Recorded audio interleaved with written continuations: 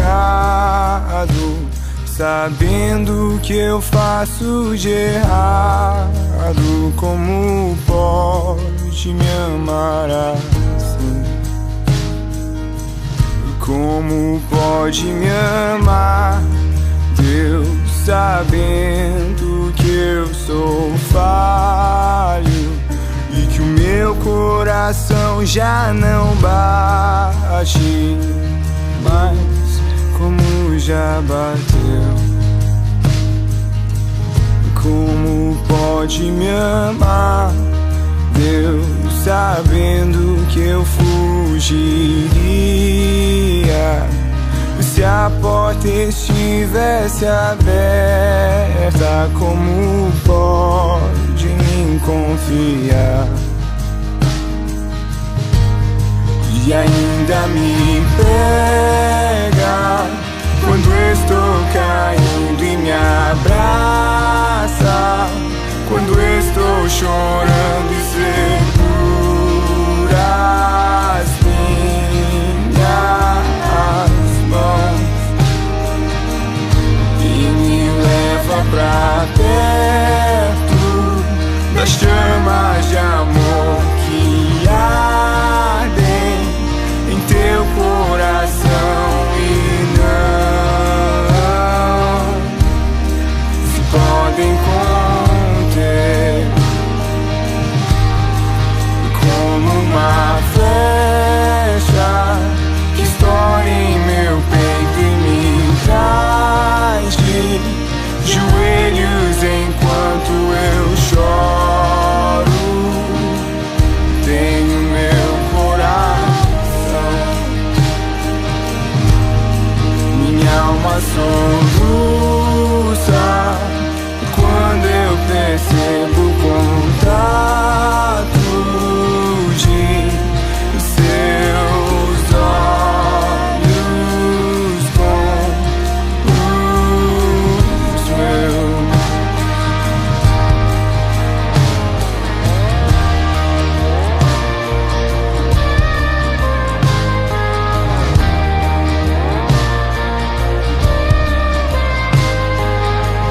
Como pode me amar, Deus, sabendo que eu diria, sabendo que eu me frustraria?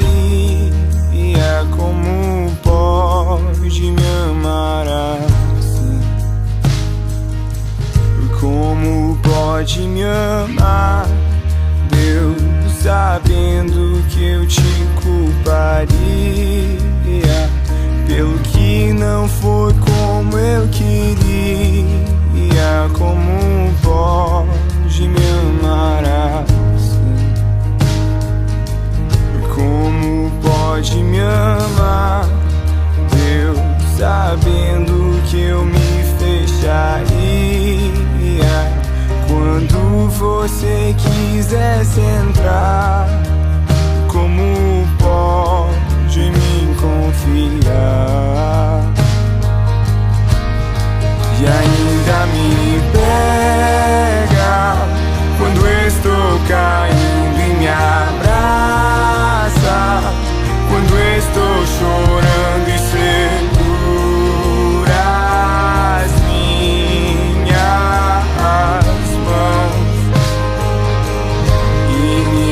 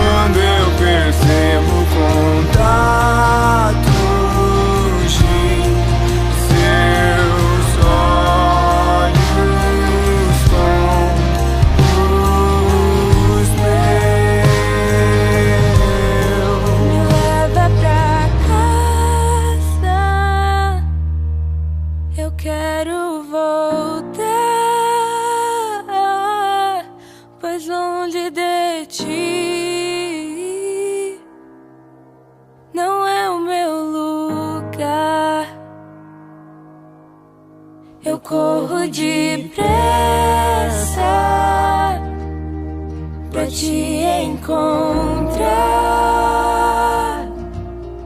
de braços abertos, como alguém que esqueceu. Me leva pra casa, eu quero voltar, pois longe de ti não é o meu lugar. Eu corro depressa pra te encontrar, de braços abertos, em meu lugar.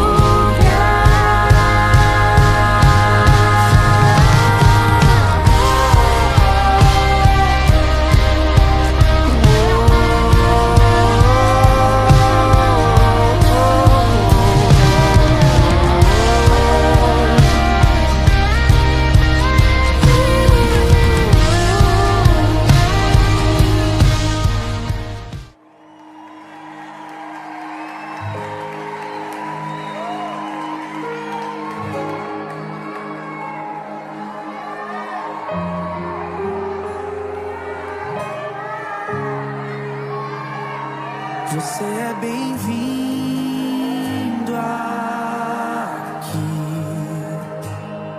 A casa é sua, pode entrar.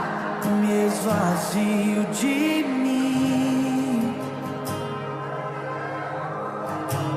me esvazio de mim.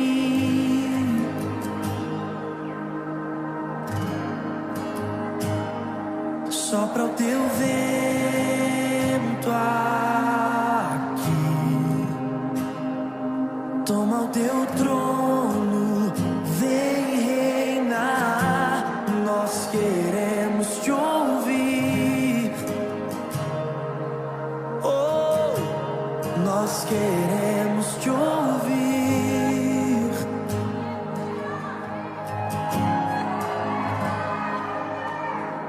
Essa casa é sua casa,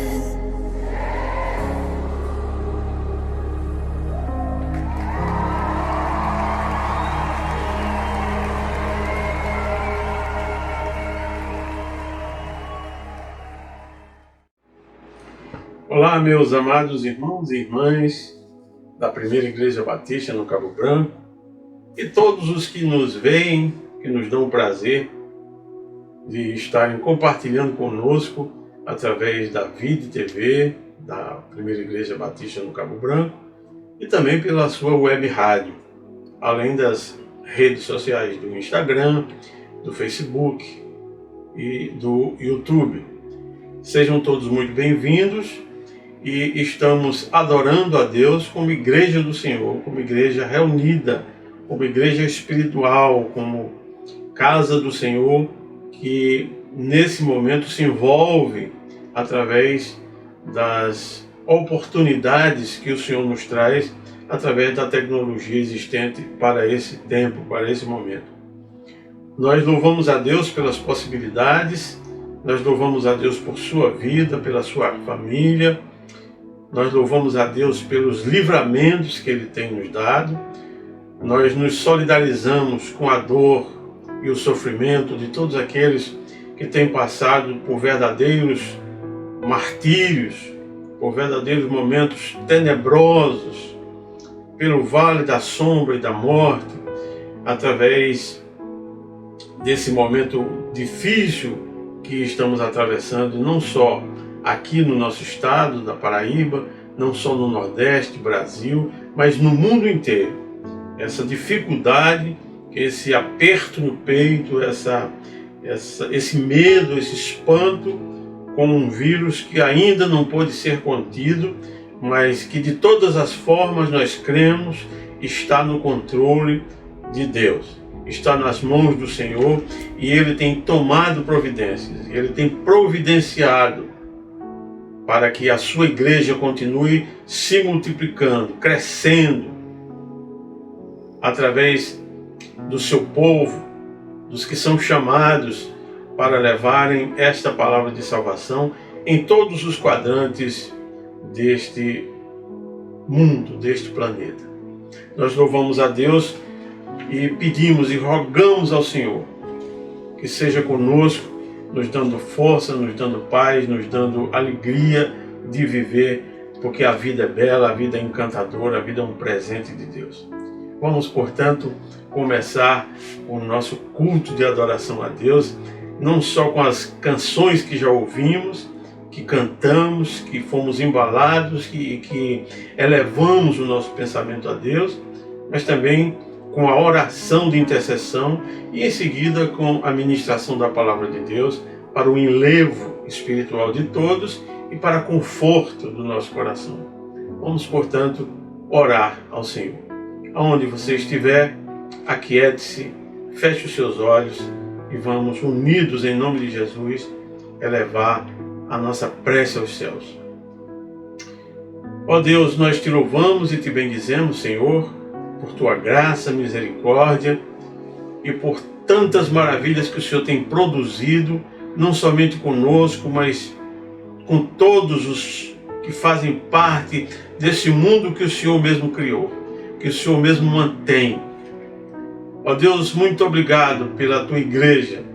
Muito obrigado, Senhor, porque em todos os lugares da terra a tua igreja tem sobrevivido, a tua igreja tem se mantido firme e fiel, a tua igreja tem crescido, a tua igreja tem se multiplicado mesmo nesses tempos tão difíceis, tão cruéis. O teu povo está cada vez mais unido em oração, em intercessão, pedindo, rogando, clamando por soluções que só podem vir do trono de Deus. Fica conosco, Pai, inspira-nos, ó Deus, e dá-nos a cada um a capacidade de absorção desta palavra que flui do teu coração para o nosso coração. Essa palavra que vem do trono de Deus e lava-nos a todos e a cada um. Perdoa-nos, ó Deus, os nossos pecados, fica conosco e recebe a nossa adoração. Em nome de Jesus. Amém. Meus amados irmãos e irmãs, de vez em quando eu me recordo dos tempos de seminário e me lembro das dos momentos de lecção, dos momentos de reflexão que fazíamos como estudantes de teologia, como alunos que se empenhavam no conhecimento das Escrituras. E nos momentos de oração, nós buscávamos sempre no Senhor, pela Sua palavra, alimento para as nossas almas e conforto espiritual para que pudéssemos prosseguir na caminhada, no aprimoramento do nosso chamado. E eu me lembrei essa semana de um momento que nós tivemos no seminário, quando de uma das leções apresentadas, de uma ilustração muito interessante, que nos fala o coração também agora, que nos fala a respeito de coisas que Jesus ensinou e nos dá o embasamento para vivenciarmos esse momento, para atravessarmos esse tempo estribados sempre na palavra de Jesus. Conta-se que uma criança tinha muita alegria com seu animal, com seu cachorrinho de estimação, e num dado dia, para a infelicidade dela e para a infelicidade da família, o cachorrinho morreu. E como não pode ser diferente quando se tem um animal de estimação, há uma dor muito grande no coração da família e sobretudo de uma criança que perde um animal que ela tem muita estima, com quem ela brinca, com quem ela se diverte. E aquela criança começou a chorar bastante. Para que fosse aplacada um pouco a sua dor, os pais da criança decidiram enterrar aquele animal, o cachorrinho, no quintal da própria casa. E enquanto eles faziam esse enterro, eles cavavam uma cova para colocar o cachorrinho, a criança se colocava diante de uma janela que dava acesso à visão daquilo e começou a olhar para aquele momento, para aquele movimento todo sendo feito ali, e chorava desesperadamente, sem consolo. Daí em diante, todos os dias, a criança ia para a mesma janela e ficava olhando para o mesmo lugar, na mesma direção, e ela se punha a chorar e a chorar, incansavelmente chorando a perda, lamentando a perda do seu animal de estimação, do seu querido amigo cachorrinho. Quando a avó soube desse sofrimento profundo daquela criança, foi visitá-la, e quando chegou na casa dela, a encontrou ainda lá na janela, a olhar pela vidraça na direção do quintal onde fora enterrado o seu cachorro. E a avó pensou, ainda com a dor muito grande de ver a sua netinha sofrendo com aquilo. Então ela teve uma ideia, ela teve um insight. Ela pensou, se eu tirar essa criança dali daquela janela e colocá-la noutra janela que dê acesso a outra paisagem, certamente vai dar um pouco mais de alívio ao seu coração e ela vai tirar por alguns dias ou devagar e lentamente esse pensamento fixo no seu cachorrinho. É óbvio que a saudade vai continuar, mas a visão vai ser outra, o olhar vai ser outro e ela certamente vai mudar. Então a avó convidou a netinha a sair dali, convenceu-a da necessidade de ir olhar o outro lado da casa e indo para outra janela ela viu a outra paisagem que era o jardim da casa, jardim florido, bem cuidado, um jardim bonito, com uma grama bem verde, o céu muito azul. E a avó começou a conversar com a sua netinha e ali as duas foram dialogando devagar e o tempo passando, então as lágrimas cessaram. E aí foi dando uma nova ótica, uma nova visão um novo pensamento, uma nova perspectiva para aquela garotinha. Então eu quero trazer você agora para o contexto da palavra de Deus, um texto em que Jesus produz uma palavra muito interessante, muito importante com os seus discípulos e que são importantes para nós nesse momento. Nesse momento em que nós, como aquela criança, fixamos o nosso olhar, fixamos o nosso pensamento, fixamos a nossa mente, os nossos ouvidos, a nossa atenção, apenas numa janela, a janela da tragédia, a janela da miséria, a janela da dor, a janela do infortúnio, a janela dessa trágica ocorrência da humanidade chamada pandemia, que muitos de nós têm ouvido insistentemente, todas as horas, todos os dias, quantidade de mortos, visão de cemitério, coisas que trazem muita dor na alma, coisas que aprofundam o nosso sofrimento, ao ver famílias que perdem seus entes queridos e sequer podem despedirem-se deles, que não podem dar um abraço, que não podem dar um aperto de mão, que não podem dar-lhes o último adeus de forma honrosa, e muitas vezes veem à distância serem enterrados em covas abertas muitas vezes em momentos de muita urgência,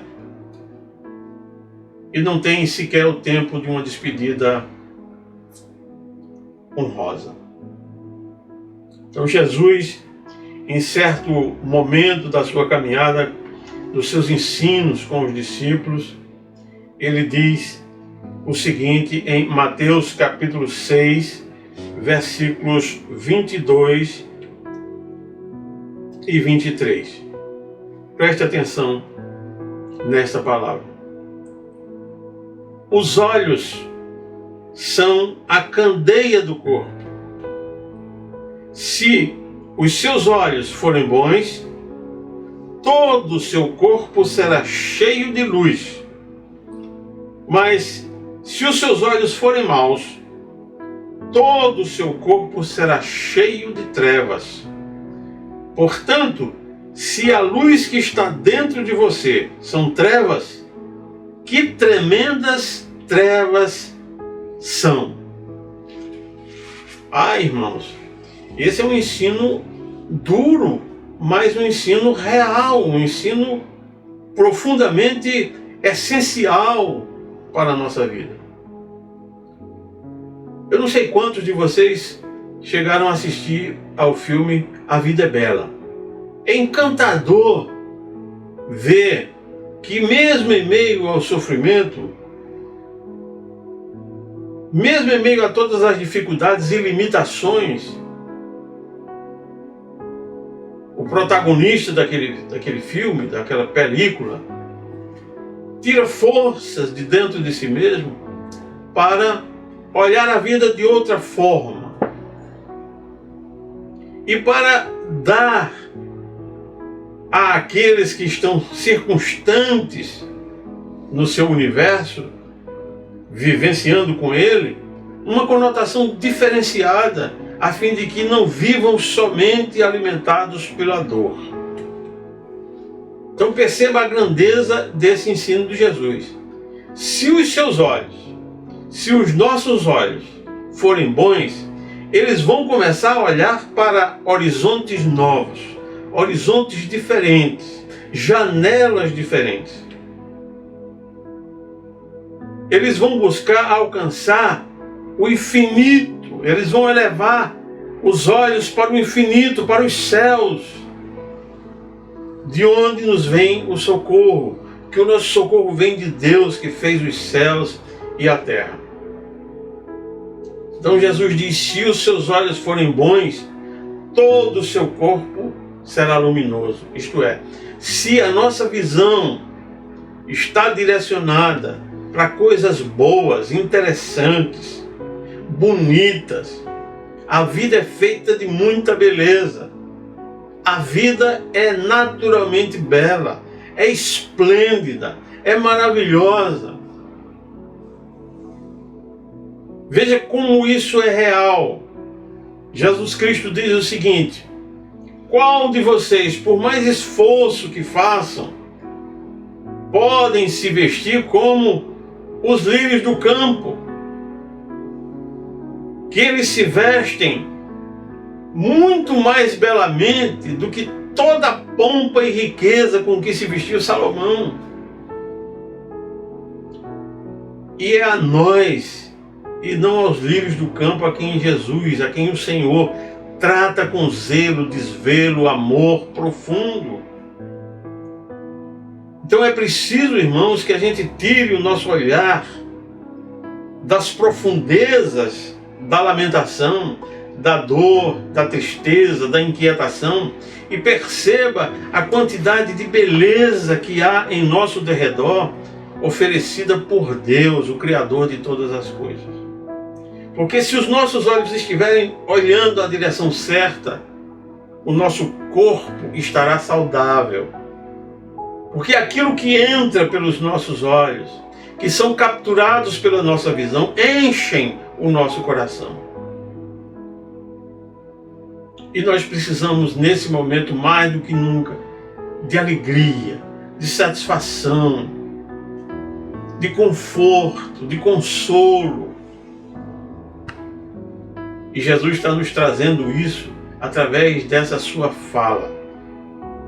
Mudem o olhar, mudem de janela, porque se os seus olhos forem bons, isto é, se eles tiverem a capacidade de qualificar aquilo que vem, de escolher bem aquilo para o que olham, todo o corpo de vocês será luminoso, isto é, saudável, suportará as aflições com resiliência, com resistência, com fé, com capacidade, com resignação, com poder restaurador da fé. Essa semana eu me detive também num texto que dá um pequeno testemunho de uma escritora chilena bastante conhecida e que tem cidadania americana e vive nos Estados Unidos. E há 30 anos ela está fora do seu país. Ela vem de uma família muito conhecida. Ela tem um histórico de vida bem interessante, mas na altura dos seus 77 anos, ela trouxe-nos uma experiência interessante. E eu fui ler a respeito dessa escritora chamada Isabel Allende, para saber se ela era uma dessas devotadas pessoas que se prende à espiritualidade, à religiosidade, se era ligada a alguma instituição religiosa ou coisa que o valha. Então, houve uma entrevista com ela, e a ela foi perguntado sobre esse momento, sobre as implicações do vírus e, sobretudo, sobre a morte provocada por esse vírus que é tão letal. E aí a escritora respondeu acerca da morte. Ela disse que perdeu completamente o medo da morte quando perdeu a sua filha, que morreu aos 27 anos nos seus braços. Veja que experiência dolorosa essa experiência de uma mãe. Então ela diz no seu relato, porque perdeu esse medo. Ela diz: primeiro, porque eu vi a minha filha morrer nos meus braços. E aí eu percebi que a morte é como o nascimento. É uma transição, um limiar. E perdi o medo pessoal. Neste momento, se eu apanhar o vírus, pertenço ao grupo dos mais vulneráveis. Eu tenho 77 anos e sei que se apanho o vírus posso morrer. E essa possibilidade nesse momento da minha vida apresenta-se muito clara. Mas olho-a com a curiosidade e sem medo. O que esta pandemia me tem ensinado é libertar-me das coisas. Nunca foi tão claro para mim que é preciso muito pouco para viver. Não preciso comprar, não preciso de roupas, não preciso de ir a nenhum lugar, nem viajar. Agora vejo realmente que não preciso de tantas coisas. Não preciso de muitos afazeres. Eu só preciso apenas de 2 pratos. E quando ela foi questionada a respeito de que ensinamento essa pandemia traz para o coletivo, para o plural, para a comunidade inteira, ela foi enfática também, quando disse: ensina-nos a fazer a triagem das prioridades e mostra-nos a realidade. Essa pandemia, ela sublinha as desigualdades de oportunidades e também de recursos em que se vive a sociedade atual a nível global. Alguns passam a pandemia num iate e outros passam fome nas ruas ou nas casas fechadas. Também nos traz a mensagem de que somos uma única família. O que acontece com o ser humano em Wuhan tem um reflexo no planeta inteiro. Você percebe que, às vezes, é preciso que a gente se volte completamente para os ensinos de Jesus Cristo, para que a gente compreenda as falas diversas no mundo? Porque alguém que tem essa compreensão certamente tem um insight do Espírito Santo de Deus para finalmente, na altura dos seus 77 anos de vida, compreender que a vida não consiste naquelas coisas que a gente possui, não consiste nas coisas ruins que a gente vê, que a vida está para além de tudo isso. Jesus Cristo disse aos seus discípulos, e ensina-nos por via de consequência: no mundo vocês terão aflições, mas tenham coragem, tenham bom ânimo, isto é, sejam fortes, tenham alegria, tenham disposição para buscar nos momentos mais adversos as respostas certas vindas do trono de Deus. Ele diz: acautelai-vos daqueles que prometem coisas mirabolantes que nunca irão acontecer, daqueles que são falsos ensinadores. Ele diz também: não andem ansiosos por coisa alguma. Ele ensina também: busquem em primeiro lugar as coisas do alto, porque todas as outras vos serão acrescentadas. Esse é um olhar precioso de Jesus. Esse é um ensino majestoso de Jesus. Se os seus olhos, se os meus olhos, se os nossos olhos forem bons, todo o nosso corpo será luminoso. Portanto, irmãos e irmãs, queridos amigos, vamos procurar encher a nossa vida através do nosso olhar para o mundo, para esse mundo cheio de beleza, cheio de coisas fantásticas. A criação é belíssima. Hoje eu recebi uma mensagem linda, uma imagem linda de uma árvore, que nela era desenhada uma arte esplêndida, que dava um sinal bonito da presença de Deus no mundo.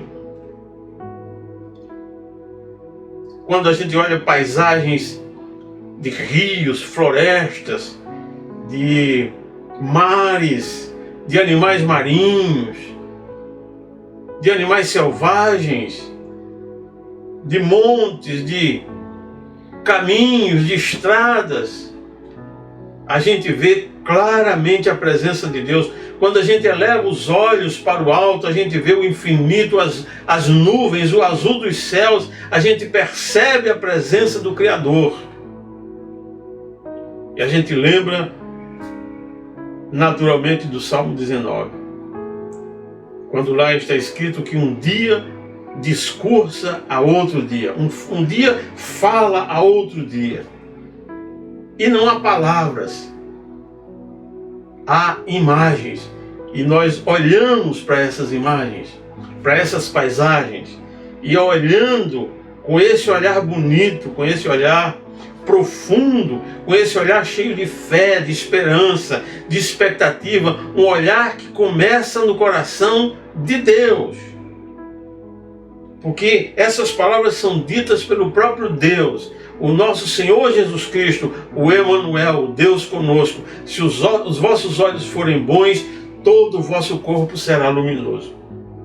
Porém, diz também o Senhor, se os vossos olhos forem maus, se derem vazão a ver e a disseminar somente o que é ruim, o que é feio, o que é tenebroso, o que é dolente, o que faz chorar, o que é penoso, aquilo que traz agonia, o que é aziago, agonizante, tempestuoso, todo o nosso corpo será trevas, será tenebroso.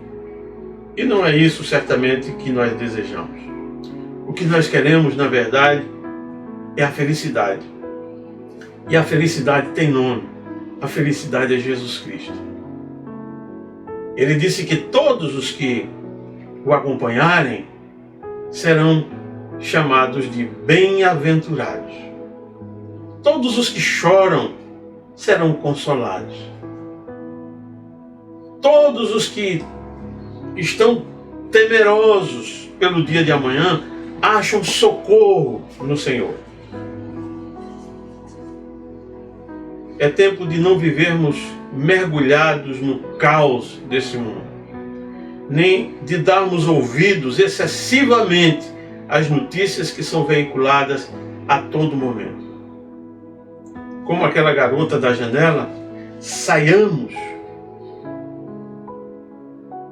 do nosso quadro limitado de visão e saiamos dali para outra perspectiva, para outra janela. Assim como aquela garotinha ouviu a sua voz, vamos trazer essa mensagem para nós, contextualizada nesse texto de Jesus. Ouçamos a Jesus. Que o nosso corpo seja luminoso, porque os nossos olhos são bons, estão olhando na direção certa. O desejo do nosso coração, o desejo de cada um de nós é que você, eu, todos nós tenhamos uma vida alegre, feliz, realizada. As dificuldades todos temos, as tribulações todos temos, as aflições nesse mundo todos teremos, e Jesus não nos enganou quando disse: no mundo tereis aflições, mas tenham bom ânimo, porque eu venci o mundo. Isto é, animem-se para também vencer as adversidades. Certamente que nós venceremos em nome de Jesus. Deus abençoe, portanto, a sua vida, a sua família. Deus abençoe a sua cidade. Deus abençoe o nosso estado da Paraíba. Deus abençoe o Nordeste, o Brasil. Deus abençoe o mundo inteiro, dando-nos a capacidade de restaurar a nossa visão, para que, através de bons olhos, nós tenhamos saúde no corpo, saúde na mente, através da fé em Jesus Cristo, nosso Salvador. Que Ele nos abençoe, nos guarde e nos proteja. Amém.